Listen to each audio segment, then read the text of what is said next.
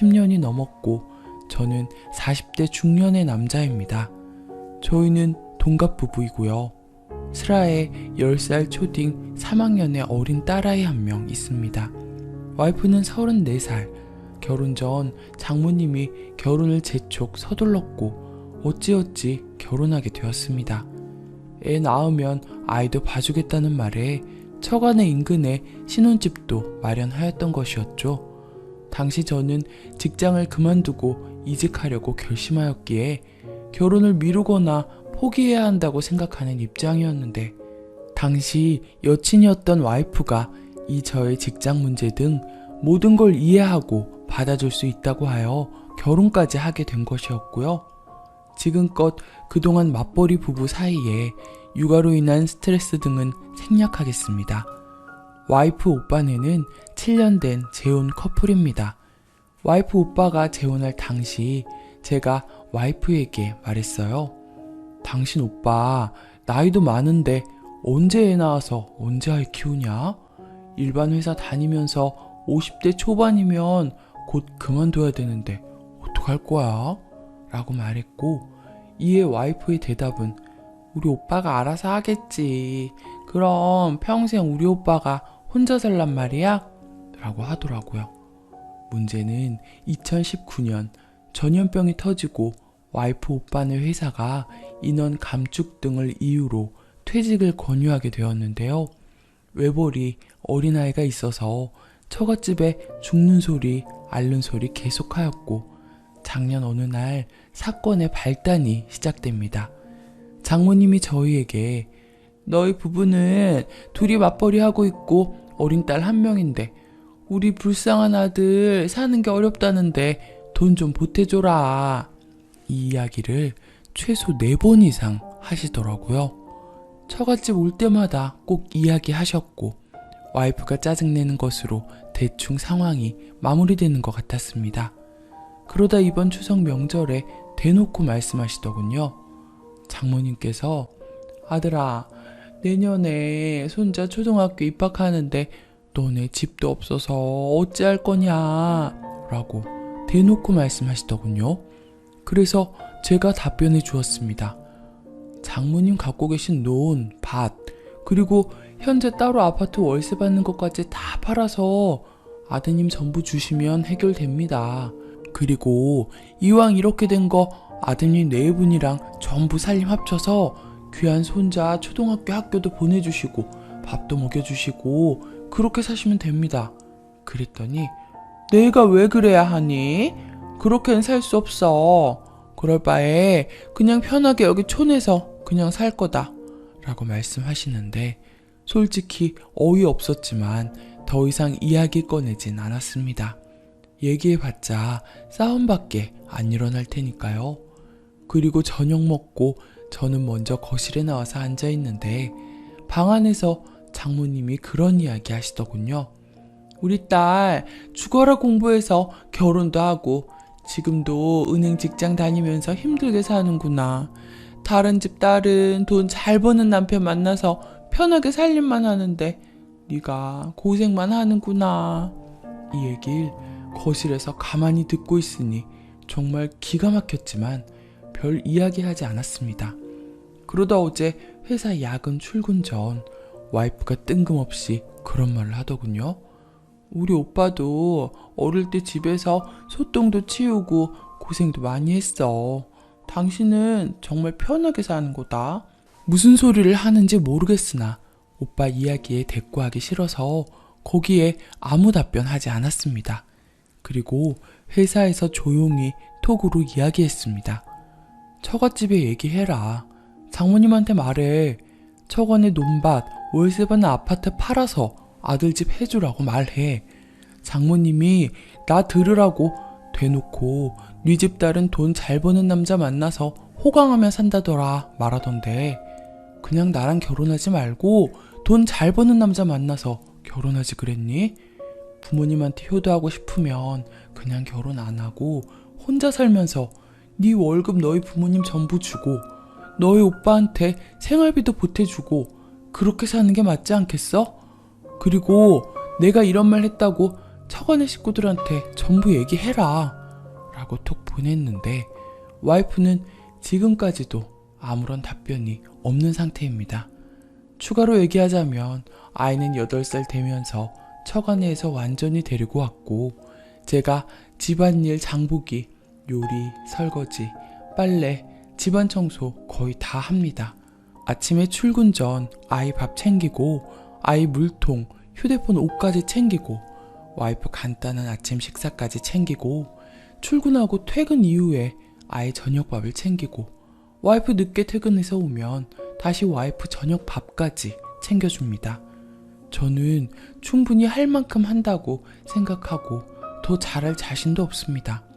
주변에 저희 상황을 아는 직원들은 제가 가정을 위해 많이 노력한다는 거 다들 잘 알고 있습니다. 아이는 게으른 엄마를 닮아서인지 밥 먹는 것도 행동하는 것도 굉장히 느립니다. 그리고 저희 아버지, 어머니 두 분 다 몸이 편찮으셔서 요양원 계시다가 올해 3월 말에 아버지가 돌아가셨습니다. 지난 3년간 요양원 계시던 부모님 관련해서 장모님 이야기를 하자면 한 명이 몸이 안 좋으면 다른 한 명이 케어를 했어야 하지 않냐? 농사지어서 힘들게 돈 번 거 전부 병원비로 다 들어가네. 이 말씀을 최소 3번 이상 하셨습니다. 장모님의 속말 뜻은 우리 딸 은행 다니는 거 저희 부모님 병원비로 들어갈까봐 아깝다 라는 게 진정한 의미라고 생각합니다. 처가내에서 차량으로 약 10분 거리, 치매 어머니 2년 가까이 그쪽 요양원에 계셨지만 빈말로 면회 한번 가보자 말씀하신 적 없으십니다. 지금도 당연히 없으시고요. 장인어른도 몸이 그리 좋지 않은데 최근에 다시 술, 담배 하시고 계신데 나중에 쓰러져서 저희 아버지처럼 뇌경색이라도 와서 병원 입원하시면 저도 똑같이 얘기할 생각입니다. 장인어른 힘들게 농사 지은 거, 돈 번 거 전부 병원비로 다 들어가는군요. 라고 장모님한테 똑같이 얘기해 줄 생각이고요. 벼추수 관련 저한테 와서 일 좀 거들라 하는 거 거절했더니 그날 저녁 와이프한테 전화 와서 온갖 이야기 하시는 거 다 들었었던 적도 있고 그리 농사일 시키고 싶으면 재산 물려줄 아들부터 부르는 게 순서 아니냐고 와이프한테 얘기했었습니다. 뭐 이래저래 사설이 길었는데 저는 앞으로 처갓집 가고 싶지가 않습니다. 장모님 저런 말도 안 되는 소리 듣고 싶지가 않아요. 추가 대화를 피하려고 하는 와이프에게 먼저 말을 걸었습니다. 나한테 할 말이 있지 않냐? 할 말 있으면 해봐라. 우리 엄마가 얘기했던 게 좀 그럴 수 있긴 한데 그게 내 잘못이냐? 뭘 어떡하란 얘기냐? 뭐 이혼이라도 하자는 얘기야? 그냥 당신이 너무 예민하게 받아들이는 거 아니야? 그냥 대충 한 귀로 듣고 한 귀로 흘리면 되는 거 아니야. 앞으로 처갓집 가고 싶지 않다. 그런 이야기 들어줘야 할 이유가 전혀 없어. 알았다. 그럼 앞으로 가자고 말하지 않을게. 라고 하길래 알겠다 했습니다. 저는 반대의 상황에서 장모한테 묻고 싶네요.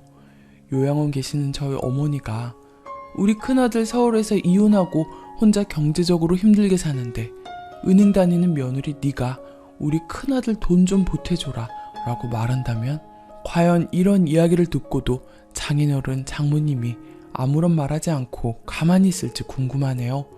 이런 이야기 듣고도 와이프가 혹시라도 기분 나빠한다면 저도 이야기해주면 되겠군요. 당신이 너무 예민한 거라고. 대충 한 귀로 듣고 한 귀로 흘리라고. 또 문득 올해 아버지 장례식장에 처가 식구들이 왔었고 장모님의 밝아 보이는 표정이 잊혀지지가 않는군요. 식사하기 위해서 식탁에 앉아서 슬며시 입꼬리 올라가 있던 듯한 표정, 살짝 웃으면서 말하던 모습, 단순히 손자가 옆에 있어서 그런 것 같지 않아 보였습니다. 제가 아버지 장례식으로 굉장히 신경이 날카로웠는데 그 누구도 장모님같이 밝아 보이는 표정의 사람은 없었던 것으로 분명히 기억합니다. 그 이후 시간이 지나서 올해 장인어른 생신 겸 소고기집에서 처음으로 처가네 식구들 모였을 때 저는 굉장히 마음이 불편했고 장모님한테 묻고 싶었습니다. 저희 아버지 돌아가셔서 장모님 마음이 홀가분하시죠? 진짜 그렇게 묻고 싶은 게 목구멍까지 차올랐는데 억지로 참았던 거 기억도 나고 분위기 무겁지 않게 겨우 대충 다른 이야기 했던 기억도 나는군요. 또 평소 와이프가 은행 다니면서 명절 선물 등으로 과일 세트 나오는 택배를 몇 번 처갓집으로 받은 적이 있습니다. 그럼 그걸 받은 장모님은 김치냉장고 안에 깊숙이 숨겨뒀다가 본인 아들 오면 제일 좋은 건 해주고 와이프가 내 이름으로 온 거 과일 내놓으라고 닥달하면 마지못해서 몇 개 내어주시던 것도 기억나고요. 이런 일로 와이프가 신경질 내던 모습도 기억이 아주 선명합니다. 또한 평소 와이프가 교통사고 등 갑자기 우리들 다 죽으면 유산으로 나오는 돈 가지고 우리 어린 딸 아이한테는 한 푼도 안 갈 것이고 장모님 손자, 그러니까 와이프 오빠네 아들, 올해 7세 된 손자에게 전부 물려줄 것이니 우리 2명 다 죽으면 안 된다고 약간 우스갯소리로 했고요. 와이프는 본인 엄마 잘못된 거 지적하면 불가초화를 내면서 날 보고 예민하다고만 말하죠. 자식이라고 전부 똑같은 자식은 아니죠. 차별받는 자식 분명히 있는 것이고 효도하는 자식이 있는 반면에 아무것도 안 하고도 유산 물려받는 귀한 자식이 따로 있는 것이죠. 제가 결혼하고 약 2년 후에 어렵사리 직장 옮긴 후에 기존 직장 그만두고 옮겼다는 소식을 접한 장모님의 첫마디가 기억나는군요. 그러면 월급 줄어드는 거 아니냐? 직장 새로 구한다고 고생했다거나 새로운 직장에서 적응 잘하라는 격려의 말은 전혀 없고 월급 줄어들어서 우리 딸 고생시킬까봐 고작 이야기하는 게 저런 표현이었습니다. 정말 솔직히 하나하나 상처였습니다. 그때 당시에도 기분이 나빴으나 별 이야기하지 않았었죠. 이런 제 입장을 와이프는 항상 날 보고 예민하다고만 표현하더군요. 생각해보니 이래저래 쌓인 게 엄청 많은 것 같습니다. 추가 2. 추가로 몇 가지 좀 더 글 적어봅니다. 아이를 어릴 때 많이 봐주었던 장모님한테 감사한 마음은 있습니다. 저는 타 지역으로 발령 났을 때 와이프와 같이 가길 원했는데 어느 날 갑자기 와이프가 전화로 울면서 못 가겠다고 했고요. 와이프가 장모님한테 수시로 아이도 맡기고 본인 친구들도 만나고 그러길 원했기에 어쩔 수 없이 주말부부 했던 겁니다. 세월이 지나고 나서 생각하니 장모님한테 맡기지 말고 우리끼리 아이 키우자 라고 좀 더 강하게 와이프를 설득하지 못한 거 후회합니다. 참고로 와이프는 엄청 게으른 사람이고요. 문제는 이런 성향을 아이도 배운다는 겁니다. 외벌이해도 상관없는데 그럼 어찌 된다는 거 알기에 와이프가 직장 다니는 겁니다. 또한 장모님은 와이프 오빠네 부부 맏며느리를 하녀 취급하는 게 눈에 보입니다. 예를 들어서 장모님 생신에 각종 고기 반찬 등 진수성찬으로 차려주길 원하고 처가네 식구들 모여서 큰 상에 밥, 국, 각종 고기 반찬 등 옮기다가 딱 밥 한 공기 분량이 좀 부족해지자 며느리 니는 부엌에서 따로 밥해서 먹어라. 우리 아들은 그냥 여기서 밥 먹자 라고 말씀하시던 모습을 아주 선명하게 기억합니다. 그런 말을 하시는 장모님이나 그리고 그 얘기를 듣고 그대로 아무 생각 없이 밥을 먹던 아드님이나 그렇게 좋아 보이지 않았습니다. 그걸 지켜보면서 제가 그냥 부엌에서 혼자 계시지 말고 들어와서 밥 한 공기를 나누어서 같이 드시는 게 좋지 않겠냐고 고리 말해주었습니다. 처가네 식구들 아무렇지 않게 그런 식의 행동하는 거 정말 이해 안 갑니다.